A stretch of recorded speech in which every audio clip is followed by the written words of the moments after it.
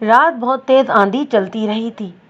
سویرے میں تھانے پہنچا تو صحن میں نیم اور جامن کے بے شمار پتے بکھرے ہوئے تھے۔ بلال شاہ بہشتی سے صفائی کروا رہا تھا۔ وہ اسے یوں ڈانٹ رہا تھا جیسے کہ سارا کا سارا کیا دھرا اسی کا ہو۔ میں نے دیکھا میرے کمرے کا دروازہ کھلا ہوا ہے اور چند افراد بیٹھے ہوئے ہیں۔ یقیناً یہ لوگ کوئی مسئلہ لے کر آئے تھے۔ ان کے چہرے بتا رہے تھے کہ مسئلہ خاصا گمبھیر ہے۔ میں اپنے کمرے میں پہنچا تو سب نے اٹھ کر مجھے سلام کیا۔ ان افراد میں محلے کی اصلاحی کمیٹی کا چیئرمین ماسٹر چرن سنگھ بھی تھا۔ وہ گھنی مونچھوں اور بڑی بڑی آنکھوں والا ایک باروب شخص تھا اور پورے امرتسر میں جانا پہچانا جاتا تھا۔ میں جس واقعے کا ذکر کر رہا ہوں یہ امرتسر کے ہی ایک شہری تھانے میں پیش آیا تھا۔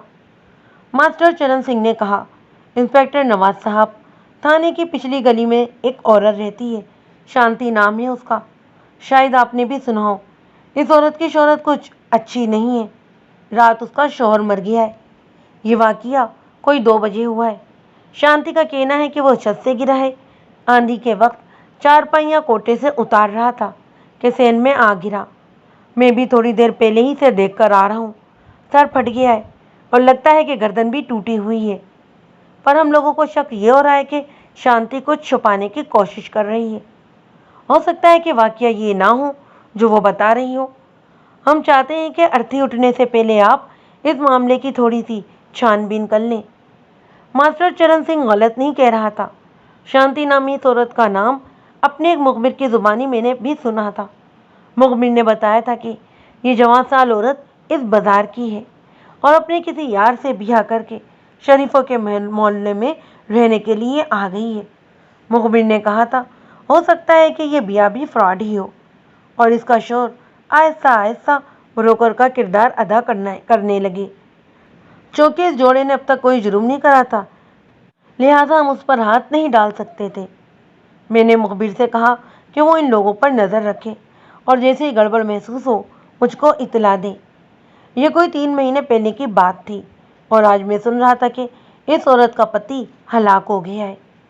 یہ واقعہ تھانے کے بالکل پاس ہوا تھا لہٰذا میں نے ضروری سمجھا کہ خود ہی جا کر معائنہ کروں۔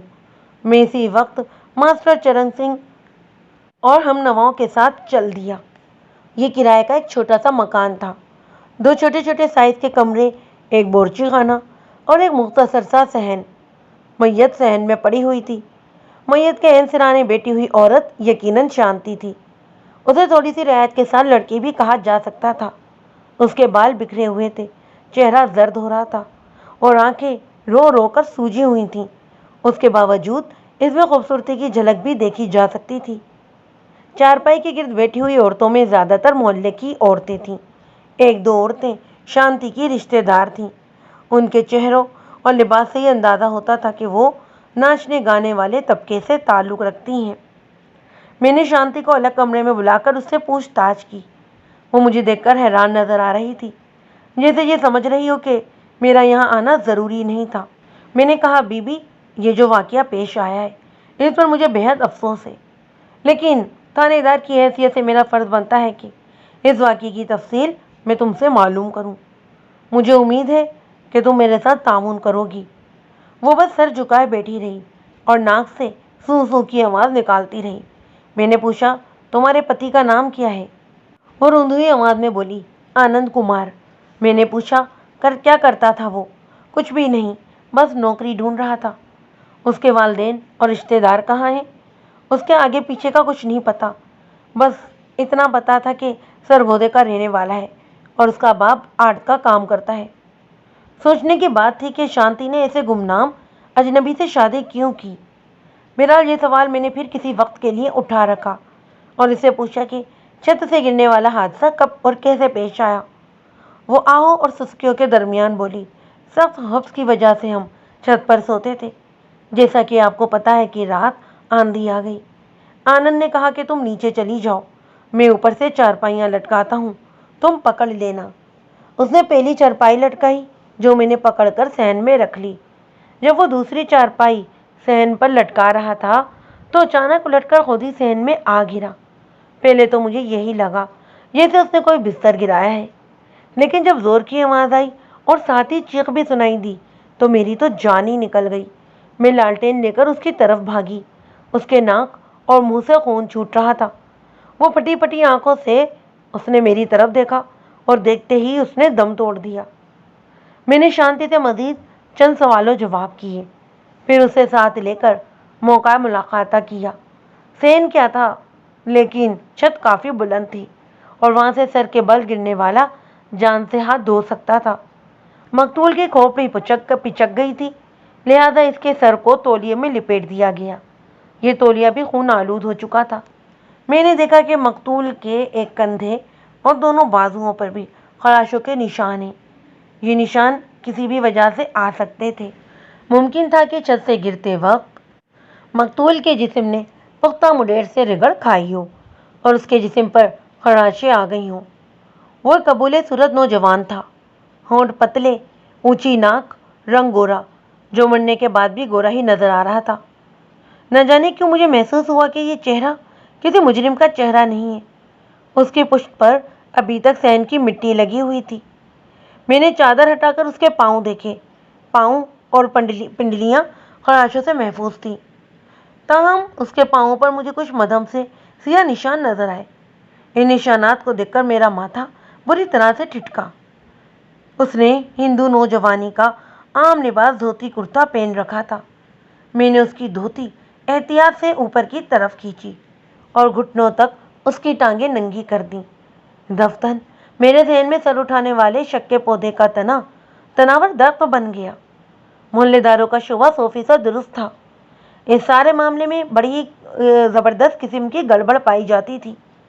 میں فوری طور پر تو یہ نہیں کہہ سکتا تھا کہ اس شخص کو قتل کیا گیا ہے، لیکن یہ ضرور کہہ سکتا تھا کہ اس کی پتنی کئی معاملوں میں سفید جھوٹ بول رہی ہے۔ عورتیں تو پہلے ہی کمرے میں جا چکی تھیں۔ میں نے لاش کے گرد جمع ہونے والے مردوں کو بھی وہاں سے ہٹا دیا اور اچھی طرح سے لاش اور موقع کا معائنہ کیا۔ میری ہدایت پر ایک کانسٹیبل تھانے گیا اور وہاں سے سب انسپکٹر کے علاوہ ضروری عملے کو بھی بلا لیا۔ میں نے موقع پر کارروائی مکمل کی اور آس پڑوس کے بیانات لینے کے بعد لاش کو پوسٹ مارٹم کے لیے سول اسپتال پہنچا دیا۔ جو نشانی میں نے مرنے والے کے جسم پر دیکھی تھی وہ بڑی ہی حیران کن تھی۔ یہ نشانی دیکھنے کے بعد میرے لیے ضروری ہو گیا تھا کہ میں اس کیس میں پوری طرح دلچسپی لوں اور مرنے والے کی پتنی شانتی سے تفصیلی پوچھ تاچھ کروں۔ میں نے اسی روز شام کو شانتی سے ملاقات کی۔ یہ ملاقات شانتی کے گھر میں ہی ہوئی تھی۔ شانتی کے ساتھ ایک ادھیڑ عمر شخص بھی تھا۔ اس کا نام جگدیش تھا اور وہ خود کو شانتی کا ماموں بتا رہا تھا۔ چہرے مورے سے یہ ماموں بھی اسی بازار کا نظر آتا۔ بوسکی کی قمیض، ہاتھوں میں انگوٹھیاں، ایک کان میں بالی اور آنکھوں میں دنیا بھر کی خباثت جو اس طبقے کے لوگوں کی پہچان ہوتی ہے۔ یہ شخص کافی جہاں دیدہ بھی نظر آتا۔ میں چاہتا تھا کہ شانتی سے میں اکیلے میں بات کروں، لیکن وہ کسی بھی طرح ٹلنے پر آمادہ نظر نہیں آتا تھا۔ میں نے اس کی موجودگی میں ہی پوچھ تاچھ شروع کر دی۔ میں نے شانتی سے پوچھا کہ آنند کمار سے اس کی ملاقات کب اور کہاں ہوئی۔ وہ بولی یہ کوئی 5 مہینے پہلے کی بات ہے۔ بازار میں ہمارا بالا خانہ ہے، میں وہاں گانا گاتی تھی۔ میرے پاس ناچنے گانے کا لائسنس بھی ہے، آپ کہیں تو میں دکھا سکتی ہوں۔ میں نے کہا اس کی ضرورت نہیں ہے، مجھے صرف یہ بتاؤ کہ آنند کمار تمہارے پاس کس حیثیت سے آیا تھا اور اس کے ساتھ تمہاری شادی کی نوبت کیسے پہنچی؟ شانتی کا ماموں بولا، اگر اجازت ہو تو میں کچھ کہوں؟ میں نے سختی سے کہا، نہیں، تم فی الحال خاموش رہو، جب ضرورت ہوگی تو تم سے بھی پوچھ لوں گا۔ شانتی نے کھوئے کھوئے لہجے میں کہا، آنند کمار گانا سننے کے لیے آیا تھا۔ وہ 3-4 روز مسلسل آتا رہا۔ ایک رات نشے میں چور ہو کر وہ میرے چوبارے میں ہی سو گیا۔ وہ بہت اداس اور دکھی نظر آتا تھا۔ سچی بات تو یہ ہے کہ مجھے اس پر ترس آنے لگا۔ میں نے اس کی کہانی سنی۔ وہ تو واقعی میں ہی دکھی تھا۔ ماں اس کی لڑکپن میں ہی مر گئی تھی۔ باپ نے دوسری شادی کر لی۔ بعد میں سوتیلی ماں باپ نے اس کے خلاف اس کو بھڑکانا شروع کر دیا۔ آخر نوبت یہاں تک پہنچی کہ باپ نے آنند اور اس کی جوان بہن کو گھر سے نکال باہر کیا۔ آنند اپنی بہن کے ساتھ سرگودا سے لاہور چلا گیا اور وہاں سر چھپانے کا ٹھکانہ اور 2 وقت کی روٹی ڈھونڈنے کے لیے اس نے بہت زیادہ پاپڑ بیلے۔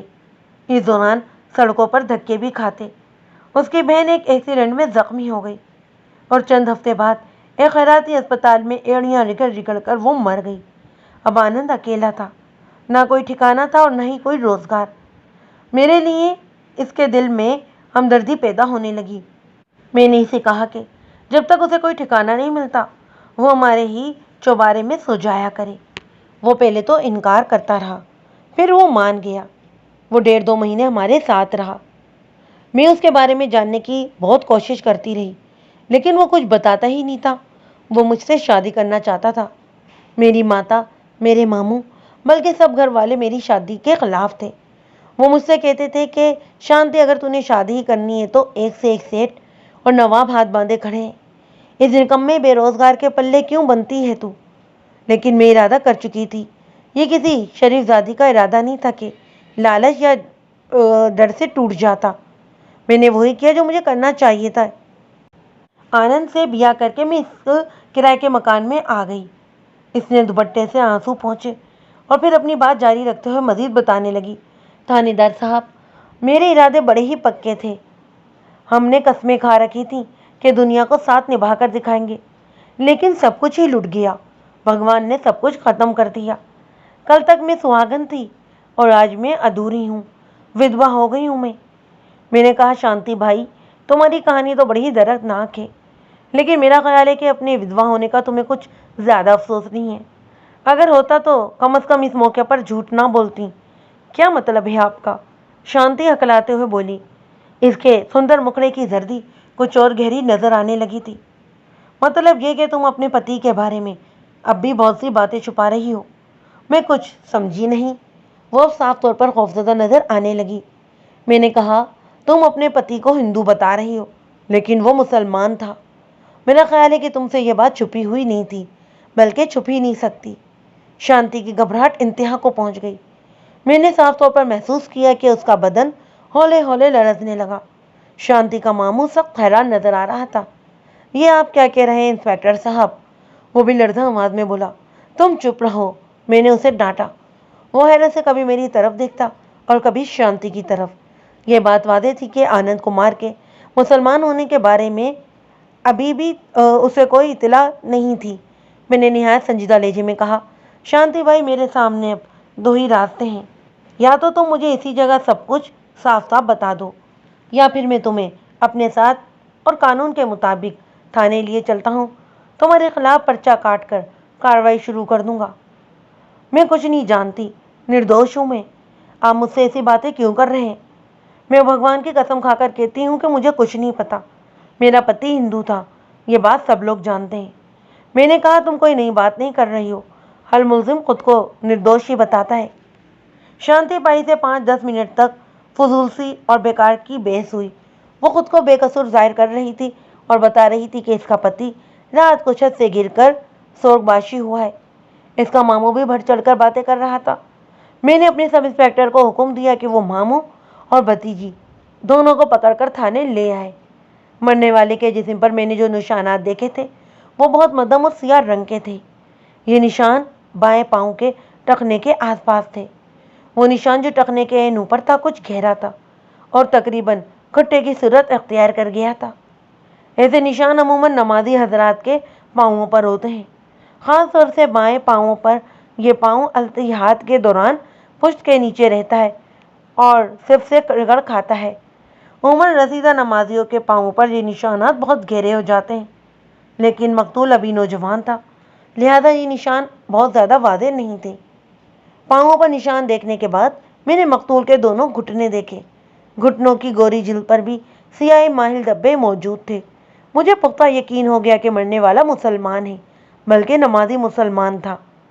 ایک بات بڑی غور کرنے والی تھی۔ اگر آنند کمار مسلمان تھا تو یہ بات شانتی سے کسی صورت چھپی نہیں رہ سکتی تھی۔ وہ اس کی بیوی تھی۔ اول تو اس نے یہ نشان دیکھ ہی لیے ہوں گے۔ اگر نہ بھی دیکھتی تو کوئی نہ کوئی ثبوت اس کی نگاہ میں آ گیا ہوگا۔ شانتی بائی کو اپنے شوہر کے مسلمان ہونے کا پورا علم تھا اور اس نے یہ بات جان بوجھ کر چھپائی تھی۔ اگر اس نے یہ بات چھپائی تھی تو عین ممکن تھا کہ وہ اور بھی کئی باتیں چھپا رہی ہوگی۔ اس کے شوہر کی موت کا سبب کچھ بھی ہو سکتا تھا، جس ضبط کو ہم حادثے کا نتیجہ سمجھ رہے تھے ممکن تھا کہ وہ کسی کندالے کی ضرب ہو۔ یہ ضرب لگانے والا شانتی کا کوئی عاشق بھی ہو سکتا تھا، شانتی کا کوئی ولی وارث بھی ہو سکتا تھا، اور یہ بھی ممکن تھا کہ شانتی خود ہو۔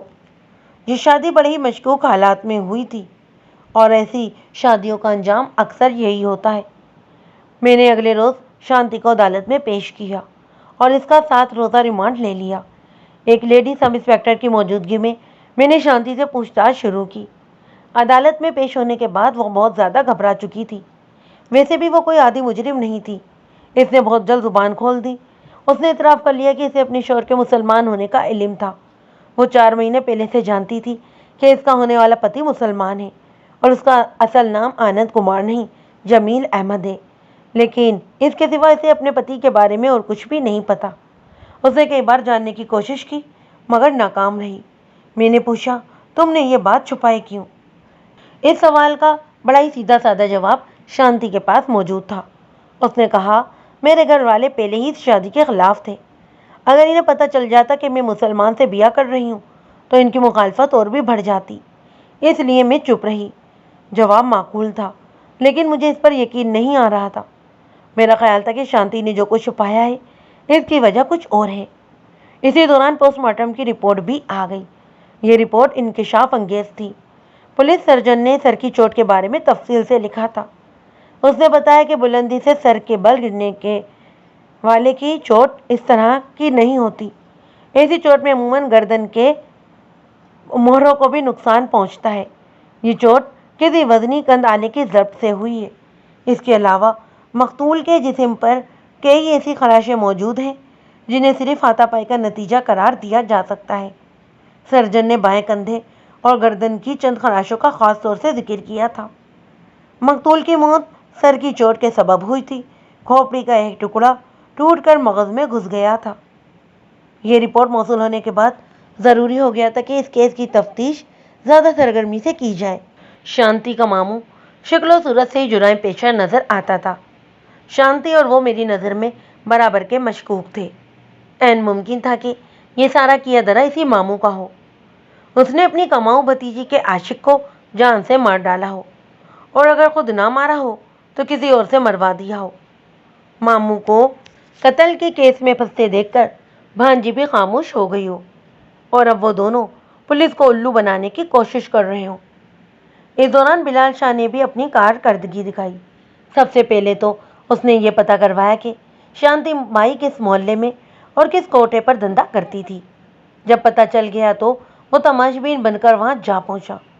وہ 2-3 روز اس کوٹے پر جاتا رہا اور آنے جانے والوں سے سنگن لیتا رہا۔ سنگن لینے میں اسے کمال حاصل تھا، اور اگر کمال نہ ہوتا تو ایسا کامیاب مخبر وہ کیسے بنتا۔ اس کوٹے پر اب شانتی بائی کی جگہ اس کی چھوٹی بہن ناچ گانا کرتی تھی، لیکن ابھی اس لڑکی پر پوری طرح جوانی نہیں آئی تھی، لہذا گاہک بھی بہت کم آتے تھے۔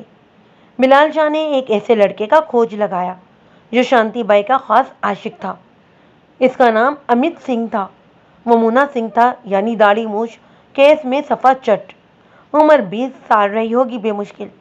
مقامی کالج میں سال 4 کا طالب علم تھا۔ اچھے کھاتے پیتے اور پڑھے لکھے گھرانے سے تعلق رکھتا تھا۔ شانتی سے وہ عمر میں 2-3 سال چھوٹا تھا۔ معلوم ہوا کہ 7-8 ماہ پہلے تک اس پر شانتی کے عشق کا بھوت بری طرح سے سوار ہو گیا تھا۔ اس کا باپ بہت سخت گیر تھا، لیکن باپ کی سختی کو خاطر میں لائے بغیر وہ ہر تیسرے روز شانتی کا ناچ گانا دیکھنے کوٹے پر پہنچ جاتا۔ شانتی اس کو عام تماش بین سے زیادہ اہمیت نہیں دیتی تھی۔ شانتی کے رویے سے تنگ آ کر ایک روز اس نے کھڑکی سے کود کر جان دینے کی دھمکی دی تھی اور اچھا خاصا ہنگامہ کر دیا تھا۔ بلال شاہ نے قابل تعریف کام کیا۔ امت نامی اس لڑکے کا کھوج ہمارے لیے کارآمد ثابت ہو سکتا تھا۔ میں نے سب انسپکٹر ممتاز کو بلال شاہ کے ساتھ بھیجا اور اسے کہا کہ وہ لڑکے کا پتہ ٹھکانہ معلوم کرے اور اسے یہاں تھانے میں لانے کی کوشش کرے۔ سب انسپکٹر کی مدد کے لیے میں نے سادہ کپڑوں میں 2 ہیڈ کانسٹیبل بھی اس کے ساتھ روانہ کر دیے۔ سب انسپکٹر صبح کا گیا، شام کو واپس آیا۔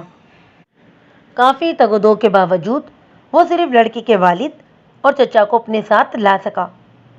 لڑکے کا والد پینٹ کوٹ والا روبدار سا شخص تھا، اور وہ امرتسر میں ایک بہت بڑے پیٹرول پمپ اور سروس اسٹیشن کا مالک تھا۔ لڑکے کا چچا بھی سرکاری ملازم تھا۔ وہ دونوں خاصے گھبرائے ہوئے آئے تھے۔ وجہ ظاہر تھی کہ ان کا لڑکا اوباش تھا، نشہ کرتا تھا، کوٹوں پر جاتا تھا۔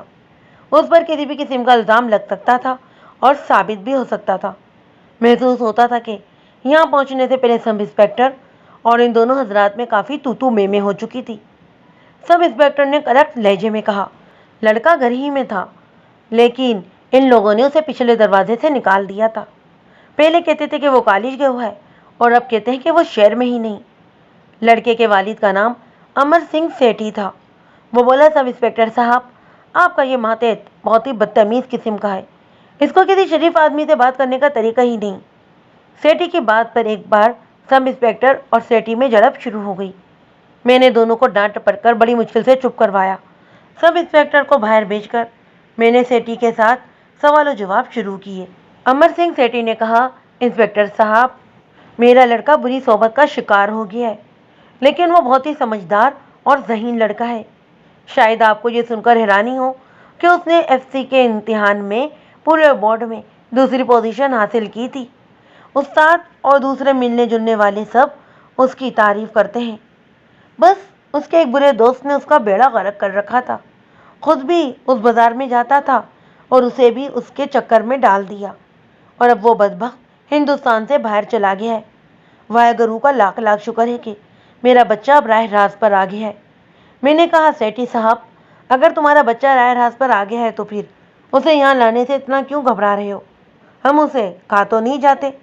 لڑکے کا چچا بولا، انسپکٹر صاحب، ہمارے اور اس کے حال پر رحم کریں۔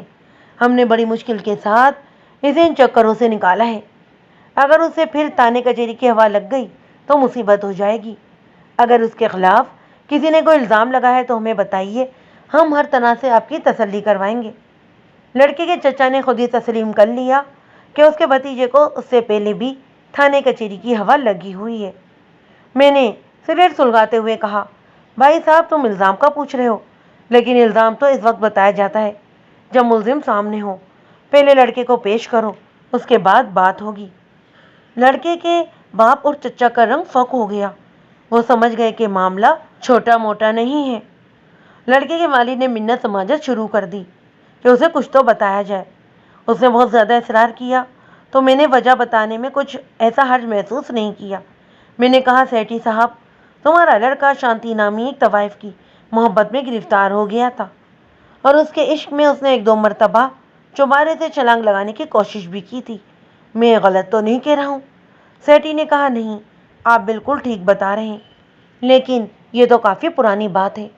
اب تو اس کا عشق کا بھوت سر سے اتر چکا ہے اور وہ پرانی باتوں پر شرمندہ بھی ہے۔ میں نے کہا، سیٹھی صاحب، تم نفسیات دان بننے کی کوشش نہ کرو، بلکہ میرے خیال میں نفسیات دان بھی کسی کے بارے میں یقین کے ساتھ کچھ نہیں بتا سکتے۔ بندے کے اندر اور باہر میں زمین آسمان کا فرق ہوتا ہے، اور تم تو ویسے بھی اس کے باپ ہو، تمہیں تو سب اچھا ہی نظر آتا ہے۔ لیکن ہوا کیا ہے؟ سیٹھی صاحب نے ہلکلاتے ہوئے مجھ سے پوچھا تھا۔ میں نے کہا، اس طوائف نے تقریباً 3-4 ماہ پہلے ایک شخص سے بیاہ کر لیا تھا۔ وہ لوگ میرے ہی تھانے کی حدود میں رہتے ہیں۔ تھانے کی پچھلی گلی میں ان کا گھر ہے۔ سوموار اور منگل کی درمیانی رات کو طوائف شانتی کا پتی قتل ہو گیا ہے۔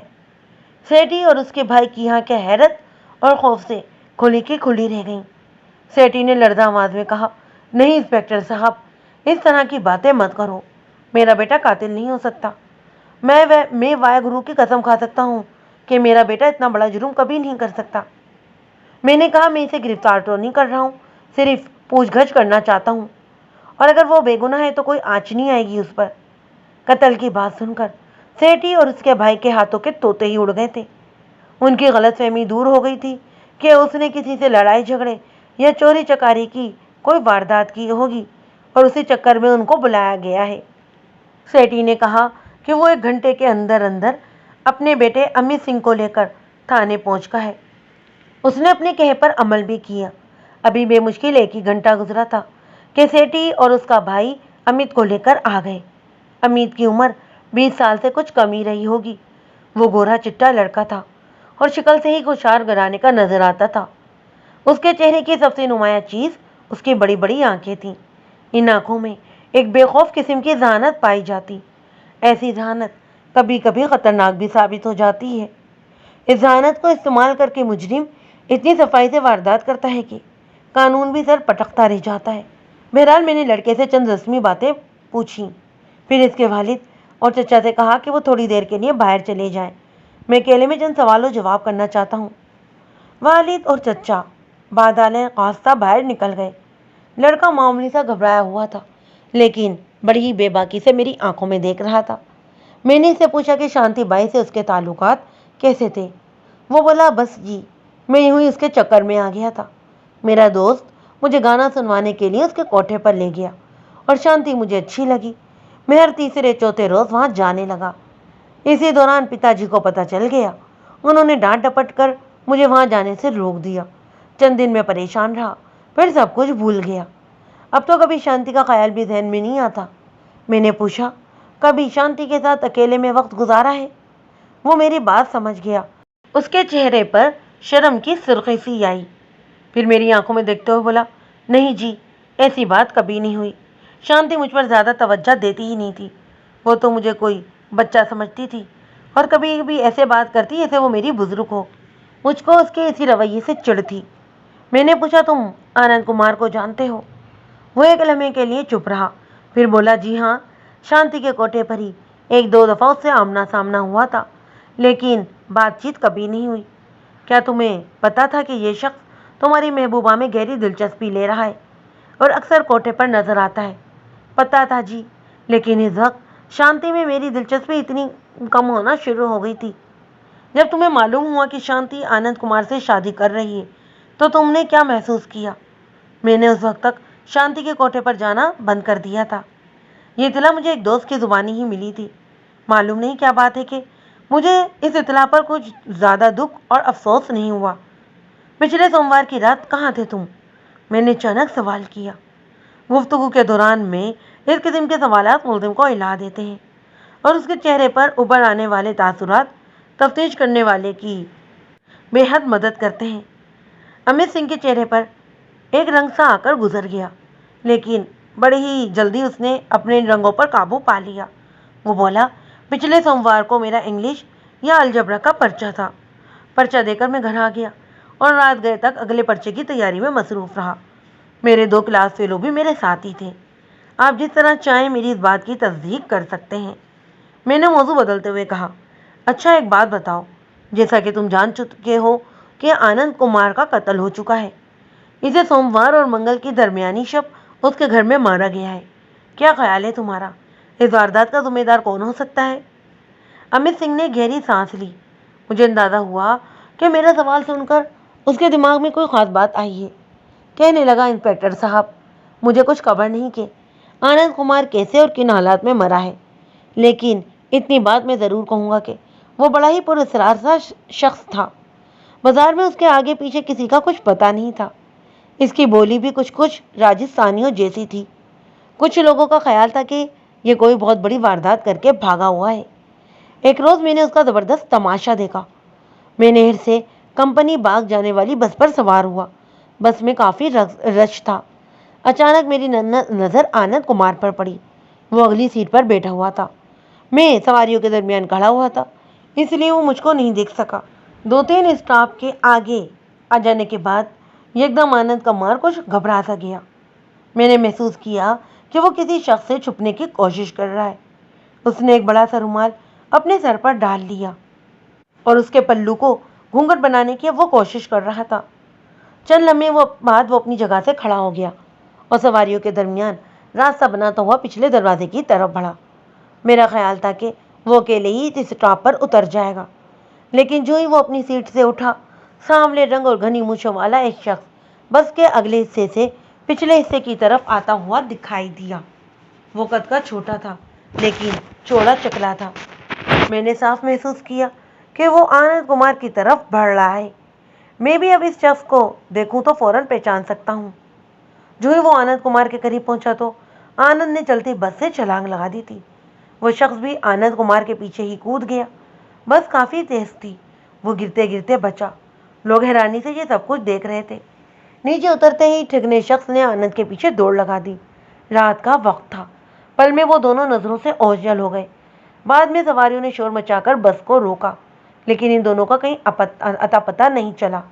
सवारियों का ख्याल था कि भागने वाला कोई जेब कुतरा था, लेकिन मैंने सब कुछ अपनी आंखों से देखा था। मैं जानता था कि ये जेब कुतरे की वारदात नहीं, ये तो कोई और चक्कर है। बाद में मैंने ये बात शांति को भी बताई। वो सुनकर चुप हो गई थी। मैंने अमित सिंह से कहा, तुम इस वाक्य के जिक्र से क्या समझाना चाह रहे हो? वो बोला, यही समझाना चाह रहा हूँ जनाब के आनंद कुमार पुरस्कार सा बंदा था, और यकीनी बात है कि कुछ लोग इसके पीछे लगे हुए थे। मुझे तो लगता है कि वो पुलिस वाले नहीं थे। कम अज़ कम वो शख्स वो पुलिस वाला नहीं था जो बस में इसके पीछे दौड़ा था। वो खासे कद का छोटा था, और आप जानते ही हैं कि पुलिस में ऐसे कद के लोग भर्ती नहीं होते। मुझे तो आनंद कुमार भी कोई जुराइम पेशा ही नज़र आता था। मैंने कहा, बाद में तुमने आनंद कुमार से इस वाक़ये में पूछा था? अमित ने कहा, मैंने बताया है ना कि आनंद कुमार से मेरी कभी बातचीत नहीं हुई। मैंने अमित सिंह से तकरीबन 1 घंटे तक पूछताछ की। इस पूछगछ के नतीजे में अमित सिंह पर मेरा शक कुछ कम हुआ था, लेकिन दूर नहीं। अमित सिंह से पूछगछ के बाद ये बात बिल्कुल वाज़ेह हो गई थी कि आनंद कुमार यानी जमील अहमद एक मशकूक शख्स था, और शांति को भी इसके मशकूक होने का पूरा पता था। उसे ये भी खबर थी कि कुछ लोग आनंद कुमार के पीछे लगे हुए हैं। हो सकता था कि इस बारे में वो अमित सिंह से भी ज़्यादा जानती हो। शांति का रिमांड पूरा होने में भी 2 दिन बचे थे। मैंने एक मरतबा फिर इससे पूछताछ शुरू की। इस मरतबा मैं बिल्कुल अंधेरे में तीर नहीं चला रहा था। मेरे पास खासी मालूमात मौजूद थी। हमने शांति को मुसलसल 4 रोज़ से जगा रखा था। उसका दिमाग सुन हो रहा था और हिसाब जवाब देते जा रहे थे। आखिरी रिमांड के आखिरी रोज़ सुबह के वक्त उसने वो आखिरी बातें भी हमें बता दी जो हम इससे पूछना चाह रहे थे। उसने ये बात तस्लीम की कि कुछ लोग आनंद कुमार यानी जमील के पीछे लगे हुए थे और वो उसे जान से मार देना चाहते थे। सोमवार मंगल की दरमियानी रात जमील को मौत के घाट उतारने वाले वही लोग थे। इसने ये इंकशाफ भी किया कि जमील का ताल्लुक सरगोदा से नहीं था, वो किसी और शहर का रहने वाला था, गालिबन येपुर या अजमेर वगैरह का। आहों और सुस्कियों के दरमियान शांति ने वारदात की जो तफसील बताई वो कुछ इस तरह थी। मैं इस शादी से पहले ही जान गई थी कि जमील दुश्मनीवार शख्स है, और इस दुश्मनी की वजह से वो अपना असल नाम पता छुपा रहा है। कुछ लोग उसकी जान के दुश्मन थे और वो उनसे भागता फिर रहा था। जैसा कि मैंने इसे बताया है कि मैंने उसे कुरेदने की बहुत कोशिश की, लेकिन उसने कुछ नहीं बताया। मुझे इस वाक़ये का भी पता है। जब वो बस में किसी शख्स को देखकर भगटुट भागा था, उस शख्स ने भी जमील का पीछा किया था। इस तरह का एक वाक़या इससे पहले भी हो चुका था। बहरहाल शादी के बाद मैं और जमील किराए के मकान में चले गए। मैं जमील को बहुत कम बाहर निकलने देती। मुझे खतरा था कि इसका खोज लगाने वाले उसके पीछे यहाँ तक भी पहुँच जाएंगे। वैसे भी उसका कोई रोज़गार तो था नहीं जिसके लिए उसका बाहर जाना ज़रूरी होता। मेरे पास जो पैसे थे इसी से गुजर बसर हो रही थी। मैं जमील को मशवरा दे रही थी कि वो इसी मोहल्ले में कोई छोटी मोटी दुकान खोल ले। मेरा मशवरा कुछ कुछ इसके दिल को लगने लगा था, मगर फिर अचानक सब कुछ ख़त्म हो गया। सोमवार की रात हम छत पर सोए थे। रात को आंधी आई और हम नीचे आकर कमरे में लेट गए। थोड़ी देर बाद बारिश भी तेज़ होने लगी। अभी हमें छत से उतरे 5 मिनट ही हुए थे कि सहन में किसी शख्स के कूदने की आवाज़ आई। मैंने दरवाजे की झिर्री में से देखा तो एक ढाटा पोंछ शख्स सहन में कूदा था और अब बाहर वाले दरवाजे की कुंडी खोल रहा था। जो ही उसने कुंडी खोली, 4 आदमी और अंदर आ गए। इनमें से 2 के पास राइफलें भी थीं। मेरे साथ साथ जमील भी ये सब कुछ देख चुका था। उसने जल्दी से मुझे पकड़कर खींचा और उठाकर एक बर्छी पर चढ़ा दिया। आपने देखा ही होगा, ये बर्छी हमारे घर के पिछले कमरे में बनी हुई है। वहाँ घर का काट कबाड़ पड़ा रहता है। जमील के कहने पर मैं काट कबाड़ के पीछे जाकर छुप गई।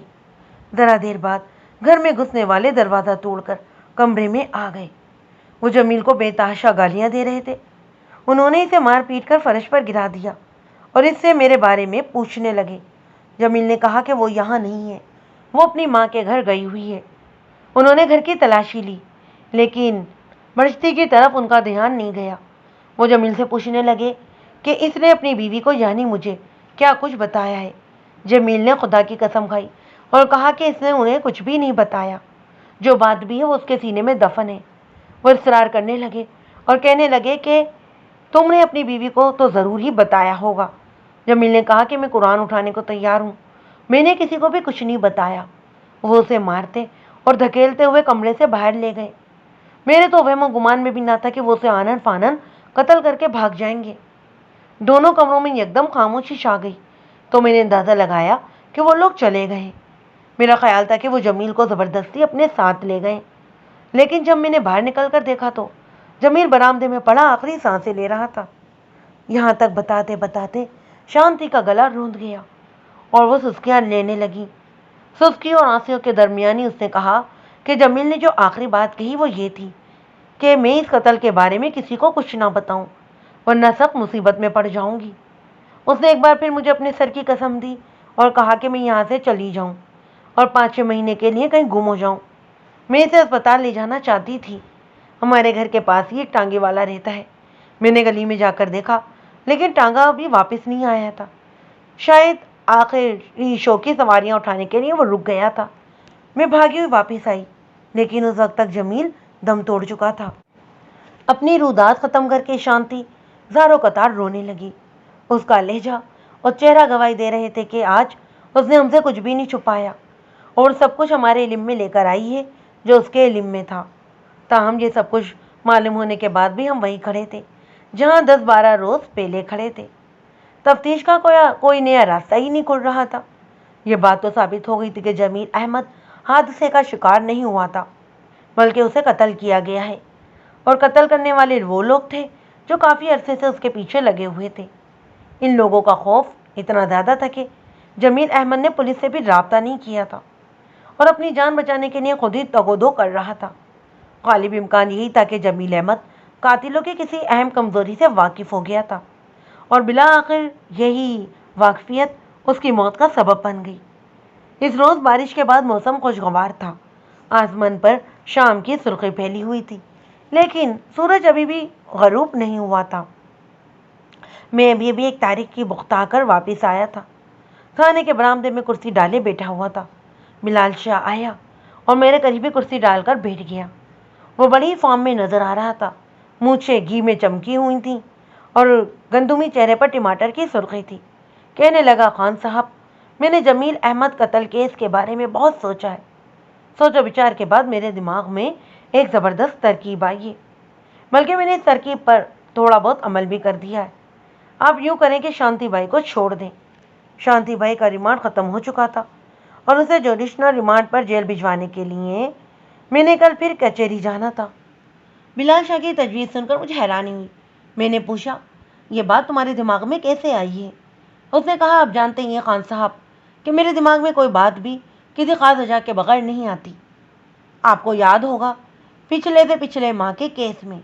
ہاں مجھے سب کچھ یاد ہے۔ میں نے اس کی بات کاٹی۔ تم یہ بتاؤ کہ شانتی بائی کو چھوڑا جائے کس لیے؟ اس نے بڑے ہی اسٹائل سے سگریٹ سلگایا، اسے مٹھی میں دبا کر ایک طویل کش لیا اور مجھے نیواں آنکھوں سے دیکھتے ہوئے بولا، جناب، آپ کو تو پتہ ہی ہوگا کہ میں پچھلے 8-10 دنوں سے اس بازار میں جا رہا ہوں، لیکن کسی بری نیت سے نہیں، صرف آپ کی خاطر۔ میں نے کہا، مجھے پتہ ہے، اب آگے بھی بتاؤ۔ وہ بولا، خان صاحب، میں نے اندازہ لگا ہے کہ اس کنجر محلے میں کوئی مخبر موجود ہے۔ اس مخبر کی مخبری پر جمیل کے قاتل جمیل تک پہنچ سکے ہیں۔ میرا مطلب ہے کہ اس محلے میں کوئی نہ کوئی ایسا شخص ہے جو بازار کی ہر اطلاع جمیل کے دشمنوں تک پہنچاتا رہا ہے۔ ہو سکتا ہے کہ وہ بازار کے دلالوں میں سے کوئی ہو یا پھر کوئی باہر کا بندہ ہو، بہرحال کوئی نہ کوئی وہاں ہے ضرور۔ میں نے کہا، فرض کیا جائے تمہاری رائے ٹھیک ہے تو اس بات کا شانتی سے کیا تعلق؟ وہ مسکرایا تو اس کی چھوٹی چھوٹی آنکھیں اور بھی چھوٹی ہو گئیں۔ طویل کش لے کر بولا، جناب عالی، یہی تو اصل نکتہ ہے۔ آج دوپہر میں بازار گیا تھا۔ آپ کو پتہ ہی ہے کہ ایسے بدنام علاقوں میں کوئی بھی خبر یا افواہ بڑی تیزی سے پھیلتی ہے، خاص طور پر عورتیں تو ہر بات کو پر ہی لگا دیتی ہیں۔ میں نے وہاں یہ خبر پھیلا دی ہے کہ شانتی جمیل احمد کے قاتلوں سے واقف ہے اور یہ بھی جانتی ہے کہ جمیل کو کس چکر میں قتل کیا گیا ہے، لیکن وہ اپنی جان کے خوف سے چپ ہے۔ میرا خیال ہے اب آپ کو میری پلاننگ کا کچھ اندازہ ہو گیا ہوگا۔ وہیں میرے پلے بھی کچھ نہیں پڑا۔ میں نے صاف گوئی سے کہا، وہ بلا کمال کرتے ہیں آپ بھی، بالکل سامنے کی بات ہے۔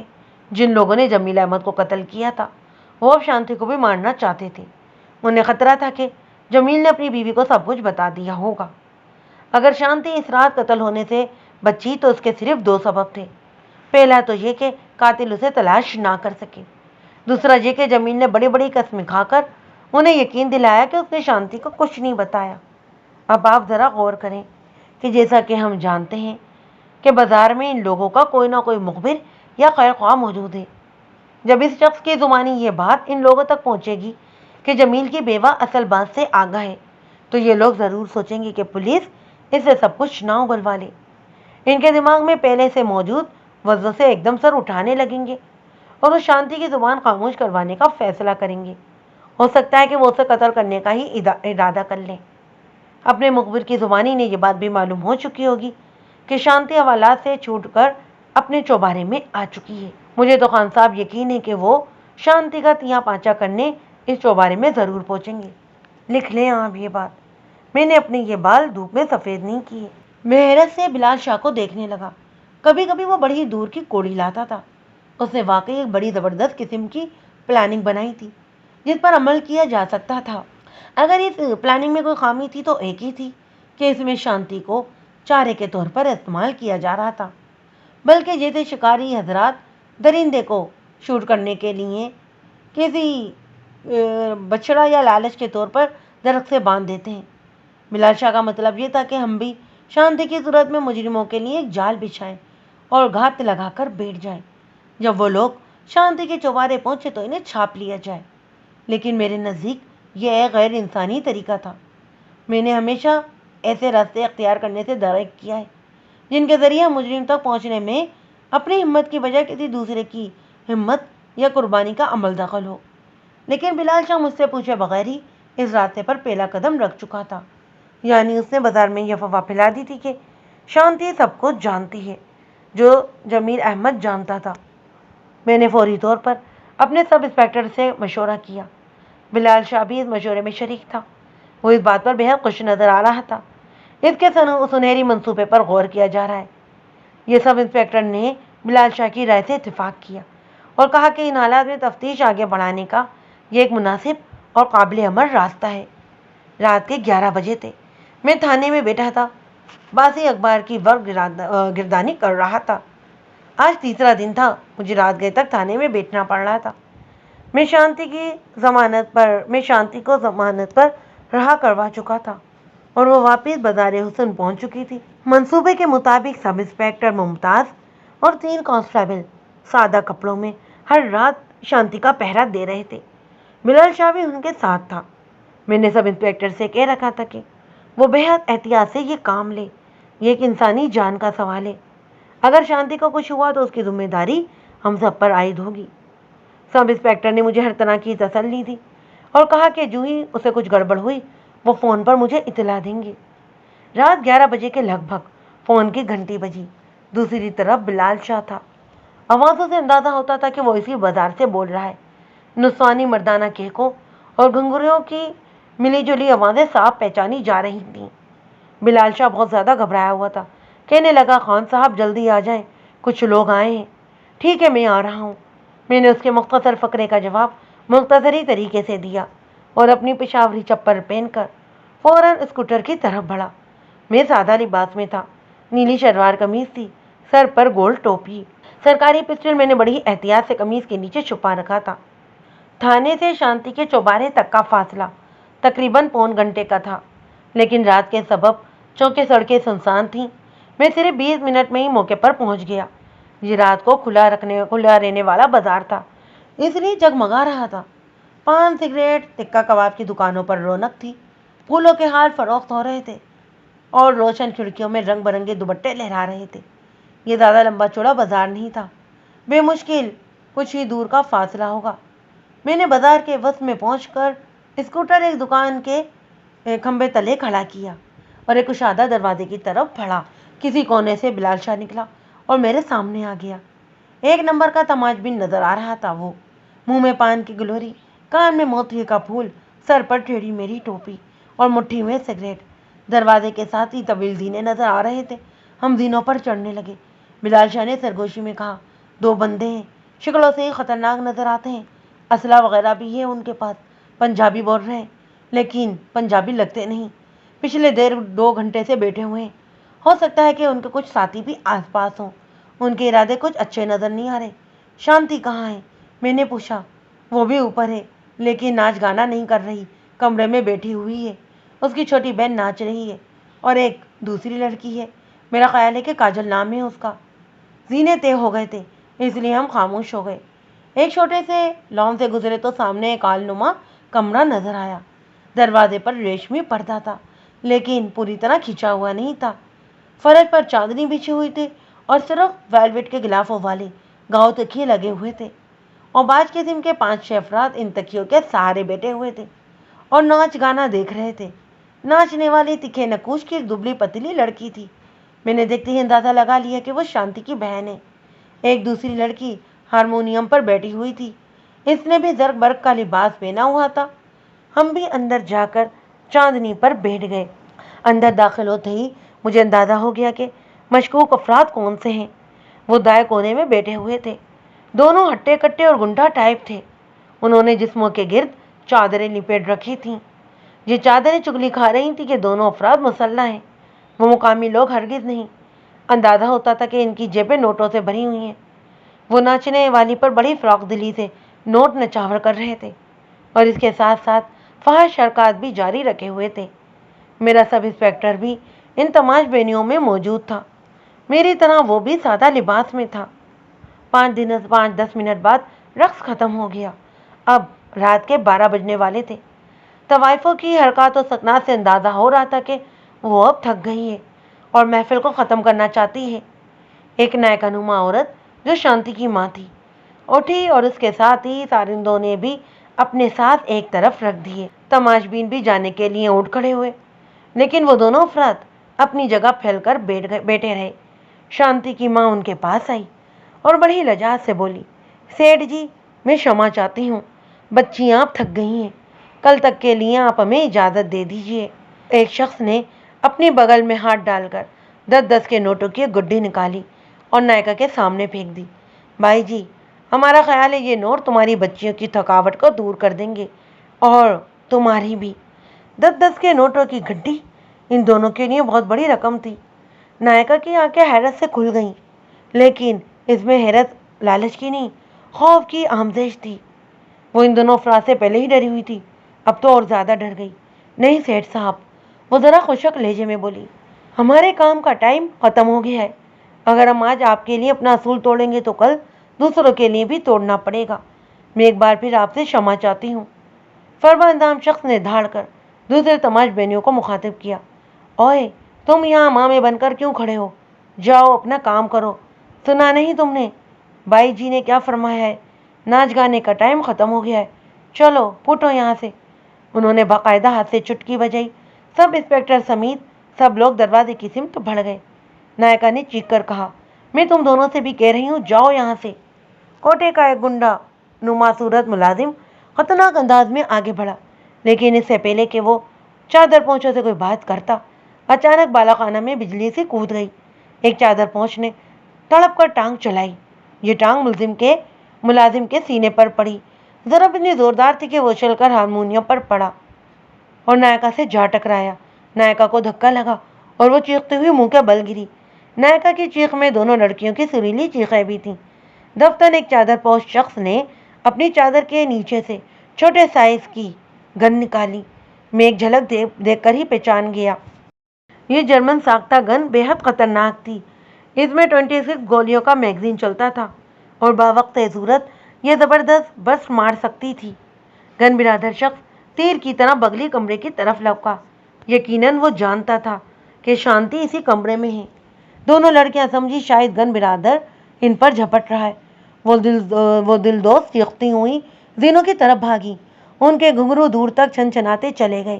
یہ بے حد خطرناک لمحات تھے، مجھے یقین تھا کہ گن برادر شانتی کو دیکھتے ہی اسے گولیوں سے چھلنی کر دے گا۔ شانتی زیادہ دور بھی نہیں تھی، اپنی موت کا چہرہ دیکھنے کے لیے وہ خود ہی کمرے کے دروازے پر آ گئی۔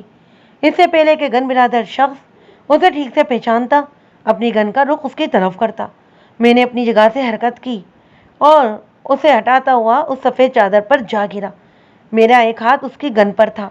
گن برادر نے گن کو شاٹ پر سیٹ کر رکھا تھا، لہذا جب اس نے ٹریگر دبایا صرف ایک گولی نکلی اور ایک دھماکے سے نائکا کی ٹانگ میں جا لگی۔ مجھے حملہ آور ہوتے دیکھ کر بلال شاہ دوسرے شخص سے ٹکرا گیا۔ ہاتھی کی ٹکر ہاتھی ہی سہ سکتا ہے اور چادر پوش شخص ہاتھی نہیں تھا، لہذا ٹکراتا ہوا ایک دیوار سے جا ٹکرایا۔ میری توجہ ایک لمحے کے لیے بلال شاہ کی طرف گئی اور اسی موقع سے فائدہ اٹھاتے ہوئے میرے حریف نے گھٹنے کی ایک ضرب میری پسلیوں میں رسید کی اور گن پر سے میری گرفت ختم ہونے کرنے کے لیے پورا زور لگایا، لیکن میں جانتا تھا کہ گن پر اگر میری گرفت ختم ہوئی تو یہاں پر موت کی بارش ہو جائے گی۔ میں نے گن کی نال کو فرش کی طرف جھکا رکھا تھا، پوری کوشش کر رہا تھا کہ وہ فائر نہ کر سکے۔ زوردار آزمائی کے بعد دورانی ہم اٹھ کر کھڑے ہو گئے۔ میری نگاہ بیرونی دروازے پر پڑی۔ سب انسپکٹر ممتاز خان پسٹل سنبھالے ہم دونوں کی طرف آ رہا تھا۔ میں نے ایک دھواں دھار ٹکر متقابل کے چہرے پر رسید کی اور ایک زبردست جھٹکے سے گن کو چھین لیا، لیکن عین اسی وقت جب حملہ آور ہم پر حاوی ہو چکے تھے لائٹ چلی گئی۔ بالا خانے میں گپ اندھیرا چھا گیا۔ اسی تاریخی میں ساندانوں کی آوازوں اور طوائفوں کی چیخو پکار کے سوا کچھ سنائی نہیں دے رہا تھا۔ مجھے محسوس ہوا کہ حملہ آور فرار ہو رہے ہیں۔ میں نے دروازے کی طرف بڑھنا چاہا، لیکن بلال شاہ نے مجھے ایک جھپا مارا۔ میری سانس رک گئی۔ پہلی بار مجھے اندازہ ہوا کہ بلال شاہ کے چھپے میں کتنی طاقت ہوتی ہے۔ میں نے اس کے سر پر 2 ہتھیار مارتے ہوئے کہا، اوے کھوتے چھوڑ، یہ میں ہوں۔ بلال شاہ پر تو جیسے بھوت سوار تھا۔ مجھے چھوڑتے چھوڑتے بھی 3-4 سیکنڈ لگا دیے۔ سب انسپکٹر ممتاز نے دیا سلائی روشن کی اور ہم اس قابل ہوئے کہ دروازے کی طرف پہنچ سکیں۔ زینہ پھلانگتے ہوئے ہم نیچے سڑک پر پہنچے۔ دروازے کے سامنے لوگوں کا ہجوم تھا۔ وہ فائر کی اور طوائفوں کی چیخو پکار سن کر جمع ہو گئے تھے۔ میں ان کے درمیان سے راستہ بناتا ہوا بازار میں آیا۔ چادر پوشوں کا دور دور تک پتہ نہیں تھا۔ اوپر بالا خانے میں کہرام مچا ہوا تھا۔ سب انسپکٹر اپنے عملے کے 7 منزلوں کی تلاشوں میں روانہ ہو گیا۔ بلال شاہ کو بھی میں نے اپنے ساتھ لے گیا۔ میں واپس بالا خانے میں آ گیا۔ یہاں موم بتیاں جلائی جا چکی تھیں، لالٹین کی روشنی بھی تھی۔ نائکا چادر پر لوٹ پوٹ ہو رہی تھی، گولی اس کی پنڈلی میں لگی تھی اور گوشت پھاڑ کر چلی گئی تھی۔ خون سے نکلنے والے بے داغ دھبے چاندنی کا ستیہ ناش مار رہے تھے۔ پہلے نائکا کے خون کو بند کیا گیا، پھر بالا خانہ کے ملازم اسے ڈاکٹر کے پاس لے گئے۔ اسی دوران شانتی کا ماموں جگدیش بھی کہیں سے آ گیا۔ اپنی بہن کے زخمی کے ہونے کا سن کر وہ بہت بری طرح خوفزدہ ہوا۔ وہ فوراً اس کے پیچھے روانہ ہو گیا۔ میں دیکھ رہا تھا کہ صرف بالا خانے میں ہی لائٹ گئی ہوئی تھی، باقی سارا بازار روشن ہے۔ میں مین سوئچ تک پہنچا اور یہ دیکھ کر حیران رہ گیا کہ مین سوئچ آف ہے۔ یقیناً یہ چادر پوشوں کے کسی ساتھی کا کام تھا، اور یہ بھی ہو سکتا تھا کہ اسی مخبر نے یہ کام کر دکھایا ہو جس کی نشاندہی پر بلال شاہ نے کی تھی، جو اس بازار میں ہی کہیں آس پاس موجود تھا۔ میں نے سوئچ آن کیا اور بالا خانہ روشن ہو گیا۔ بڑے کمرے میں ابتری مچی ہوئی تھی، کئی چیزیں ٹوٹ گئی تھیں۔ بلال شاہ کا ایک جوتا بھی وہیں پڑا ہوا تھا۔ غالباً وہ ایک جوتے کے ساتھ ہی ملزمان کے تعاقب میں روانہ ہو گیا تھا۔ خون آلود چاندنی پر مجھے چند اور اشیاء بھی دکھائی دیں، کچھ ریزگاری جو بلال شاہ کی جیب سے گری تھی یا حملہ آوروں کی جیب سے۔ ایک بوسیدہ سا قلم، وہ چابیاں تھیں، ایک کاغذ جس پر بہت سی جمع تفریق کی گئی۔ یہ کاغذ اور دونوں چابیاں حملہ آوروں کی ملکیت تھی۔ کاغذ کی پشت پر کچھ آڑی ترچھی لکیریں تھیں۔ صاف پتہ چلتا تھا کہ کسی کو کوئی ایڈریس سمجھانے کی کوشش کی گئی ہے۔ ایک سڑک کا نام بانس روڈ لکھا تھا اور تھوڑا سا آگے دائرہ کھینچ کر شاہ نگر کوٹ چوک لکھا تھا۔ میں نے کاغذ سنبھال کر اپنی جیب میں رکھ لیا۔ چابیاں اور خود کارگن پہلے ہی میری تحویل میں آ گئی تھیں۔ بالا خانے کے مکینوں کو کچھ نہیں پتا تھا کہ یہاں کیا ڈرامہ ہوا ہے۔ سب انسپکٹر اور بلال شاہ 3 روز سے آ رہے تھے، لیکن شانتی اس بات سے بے خبر تھی کہ ان دونوں کا تعلق پولیس سے ہے۔ وہ ہنگامے کے بعد بھی یہی سمجھ رہی تھی کہ یہ شرابی تماش بینوں کا دنگا فساد ہے، لیکن مجھے پہچاننے کے بعد اس کا ماتھا ٹھنکا اور اس کے ذہن میں دبے ہوئے خدشات پوری شدت سے سر اٹھانے لگے۔ میں نے محسوس کیا کہ وہ ہنگامے سے اتنی خوفزدہ نہیں ہوئی تھی جتنا اب مجھے پہچان کر ہو رہی تھی۔ وہ مجھ سے کچھ پوچھنا چاہ رہی تھی، لیکن پوچھ نہیں پا رہی تھی۔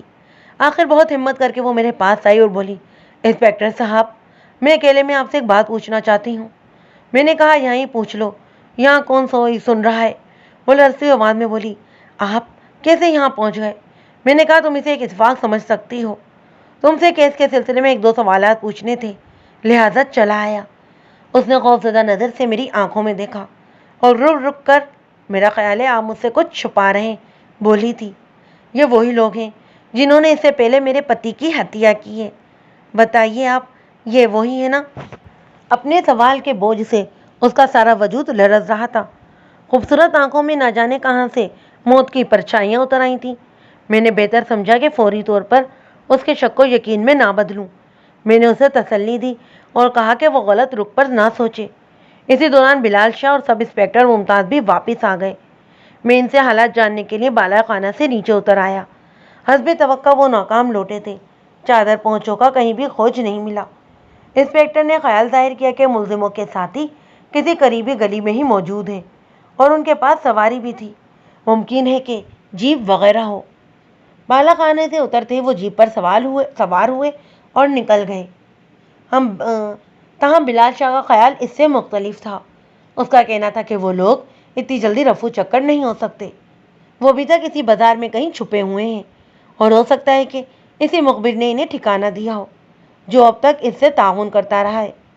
بلال شاہ ان دنوں بڑی فارم میں چل رہا تھا اور اس کا ذہن بڑی تیزی سے کام کر رہا تھا۔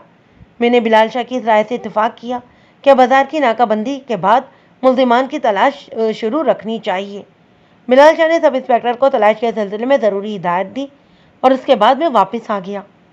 میری ساری توجہ اس کاغذ کی طرف تھی جو مجھے موقع سے ملا تھا۔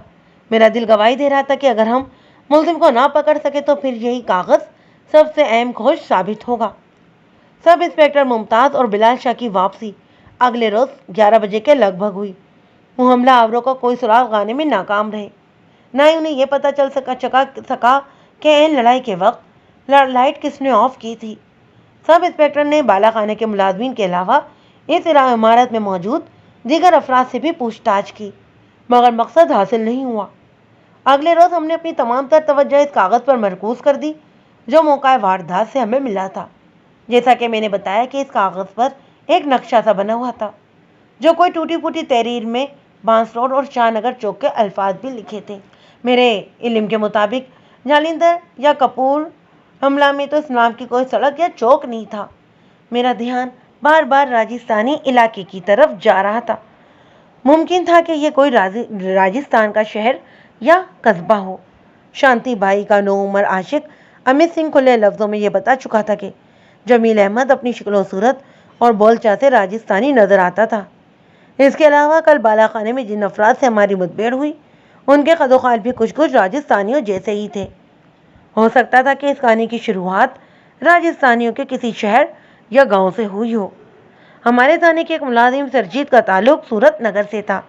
سورت نگر راجستھان کے صوبے میں ہے۔ یاد رہے کہ یہ وہ سورت نگر نہیں جہاں کچھ عرصے پہلے طاعون کی وبا پھوٹی تھی۔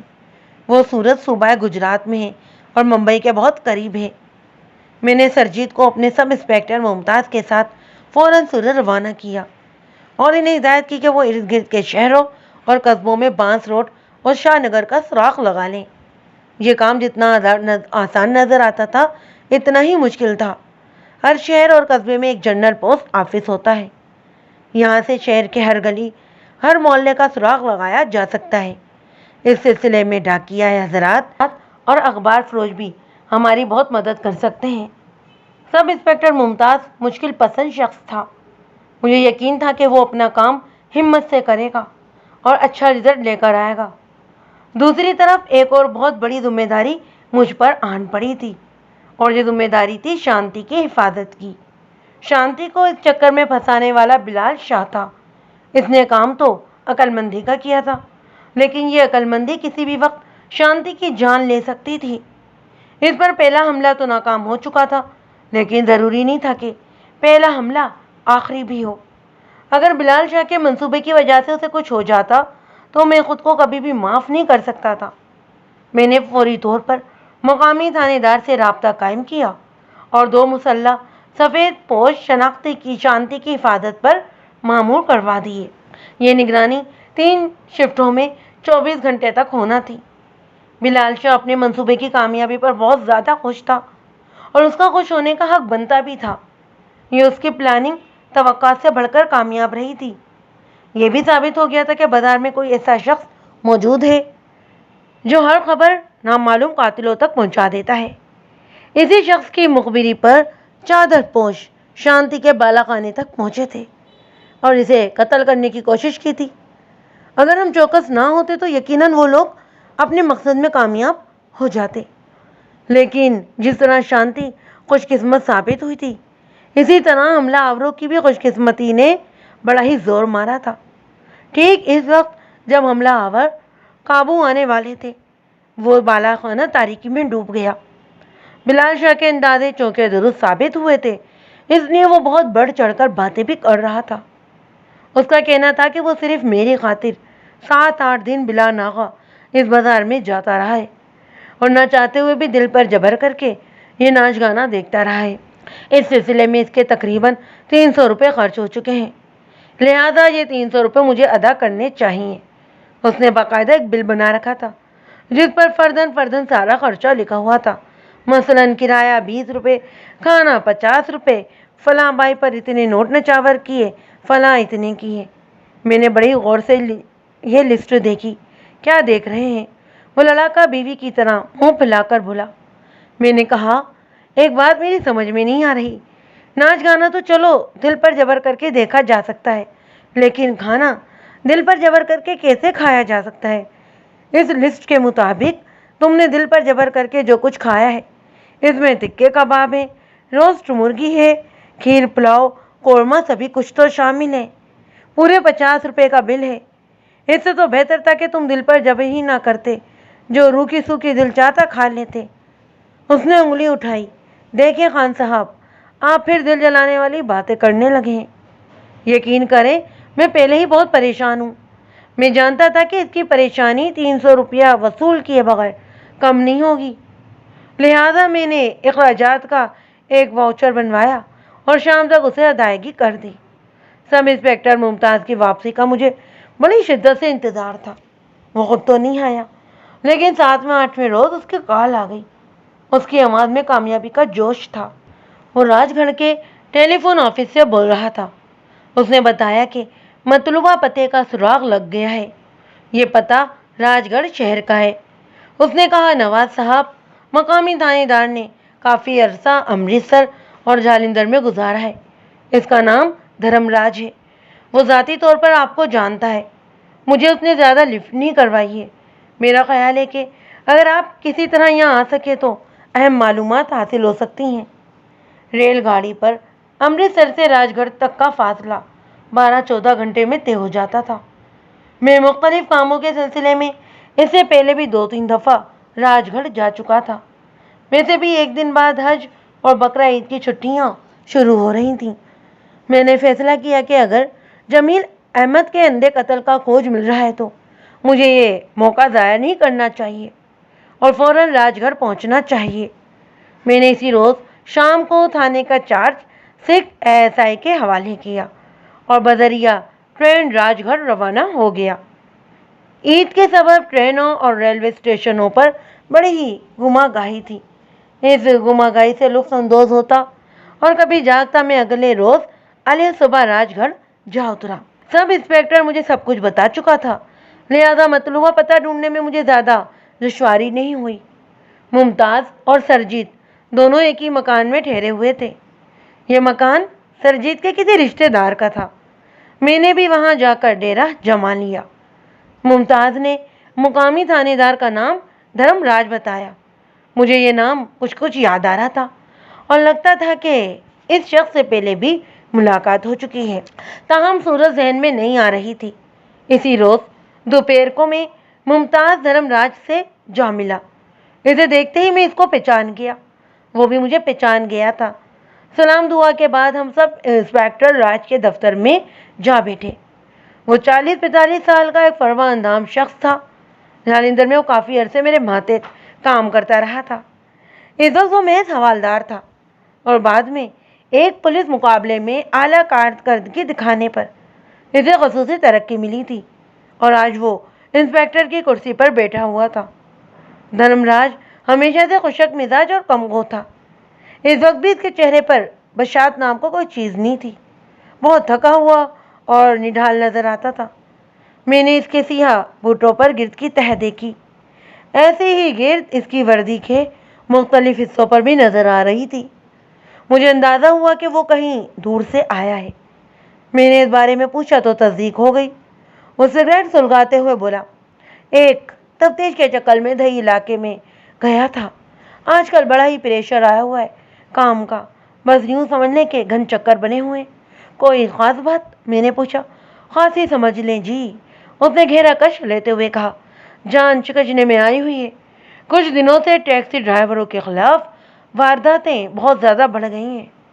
हर महीने औसतन 5-6 वारदातें सिर्फ राजगढ़ में ही हो रही हैं। अब तो ड्राइवरों ने रात 8-9 बजे के बाद टैक्सी चलाना ही बंद कर दिया है। अगर ये सिलसिला जारी रहा तो राजगढ़ में टैक्सी नज़र नहीं आएगी। इंस्पेक्टर राज ने मुझे एक फ़ाइल दिखाई। इसमें इन वारदातों की तफसील थी जो पिछले 5-6 माह में हुई थीं। कुछ टैक्सी ड्राइवरों को टैक्सी समेत अगवा किया गया था, कुछ को अगवा करने की कोशिश की गई थी और कुछ से टैक्सी छीन ली गई थी। तकरीबन 3 महीने तक ये सिलसिला अचानक ख़त्म हो गया। 2-2.5 माह सुकून से गुजरे, लेकिन अब फिर इक्का दुक्का वाक़या शुरू हो गए थे। दफ्तर मेरे ज़हन में ख्याल बिजली की तरह कूदा। मैंने जेब से मकतूल जमील अहमद की तस्वीर निकाली। ये तस्वीर मुझे उसकी बीवी शांति बाई से मिली थी। इस तस्वीर में वो दोनों शादी का लिबास पहने हुए हाथ में हाथ डाले खड़े थे। मैंने ये तस्वीर इंस्पेक्टर राज को दिखाते हुए कहा, कहीं ये बंदा भी कोई टैक्सी ड्राइवर तो नहीं है। इंस्पेक्टर राज ने बड़ी ही गौर से तस्वीर को देखकर कहा, शक्ल पहले तो नज़र से नहीं गुजरी। नाम क्या है इसका? जमील अहमद, मैंने कहा। इंस्पेक्टर राज ने फाइल उठाकर वर्क गिरदानी शुरू कर दी। अगर जमील ने शांति को अपना इस्लामी नाम दुरुस्त बताया था तो इस फाइल से इसका सुराग लग सकता था। फाइल देखते ही देखते इंस्पेक्टर राज ने कहा, वालिद का नाम मोहम्मद रमज़ान है। वालिदा का तो नाम नहीं मालूम, मैंने कहा। मेरी रगों में खून की गर्दिश तेज़ हो गई थी। सब इंस्पेक्टर मुमताज़ का भी यही हाल होगा। इंस्पेक्टर राज ने कहा, एक नाम जमील अहमद का है तो अब मालूम नहीं यही तस्वीर वाला है या कोई और। मैंने पूछा, तारीख और वारदात क्या है? इंस्पेक्टर ने देखकर बताया, 15 मार्च, वक्त शाम 5 और 7 बजे के दरमियान। मैंने जल्दी से हिसाब लगाया। तकरीबन ये वही दिन थे जब जमील अहमद अमृतसर में नमूदार हुआ था और शांति बाई के कोटे पर पहुंचा था। मैंने इंस्पेक्टर राज से फाइल लेकर वारदात की तस्वीर देखना शुरू कर दी। जमील अहमद वल मोहम्मद रमज़ान सिक्का बौड़ कॉलोनी 15 मार्च की दोपहर अपनी नई मॉर्स टैक्सी पर काम के लिए निकला। अगली सुबह 10 बजे तक उसकी वापसी नहीं हुई। न ही उसके घर वालों को उसके बारे में कोई इत्तला मिली। उन्होंने थाने से रजू किया। थानेदार ने कच्ची रिपोर्ट लिखकर तलाश का काम शुरू किया, लेकिन शाम तक टैक्सी और जमील अहमद का कोई भी खोज नहीं मिला। जमील अहमद के दोस्तों और मुख्तलिफ टैक्सी ड्राइवरों से पूछगछ के बाद पता चला कि जमील को आखिरी बार 5 बजे के करीब लारी हट्टे के टैक्सी स्टैंड पर देखा गया। वहाँ से वो सवारी उठाने के बाद किसी को भी नज़र नहीं आया। मैंने इंस्पेक्टर राज से कहा कि मैं फौरी तौर पर जमील अहमद के घर वालों से मिलना चाहता हूँ। इंस्पेक्टर राज ने कहा, नवाज साहब, तुम कहो और हम इनकार कर दें, ये कैसे हो सकता है? लेकिन बात क्या है? मैंने बड़े ही मुख्तसर अल्फाज में इंस्पेक्टर राज को सारी रुदा सुना डाली। जमील अहमद, शांति बाई की शादी, जमील अहमद के कत्ल और शांति के कोटे पर चादर पोशों के हमलों के अलावा जो भी बातें ज़रूरी थीं मैंने इंस्पेक्टर को बता दी। इंस्पेक्टर राज के बेदार चेहरे पर अब दिलचस्पी के आसार नमूदार होने लगे। वो बड़े ही ध्यान से मेरी बातें सुनता रहा। फिर 1 मिनट की इजाज़त लेकर वो दूसरे कमरे में चला गया। वहाँ से उसने 1-2 जगह टेलीफोन किया और वापस हमारे पास आकर कहने लगा, नवाज साहब, मैंने जमील के बड़े भाई को यहीं बुला लिया है। बस आध पौन घंटे में यहाँ पहुँच जाता है वो। हम इधर उधर की बातें करते रहे। इंस्पेक्टर राज ने बताया कि ये केस अभी से कुछ याद आ गया है। लड़के की वालिदा कई दिन गशी के दौरे पड़ते रहे थे।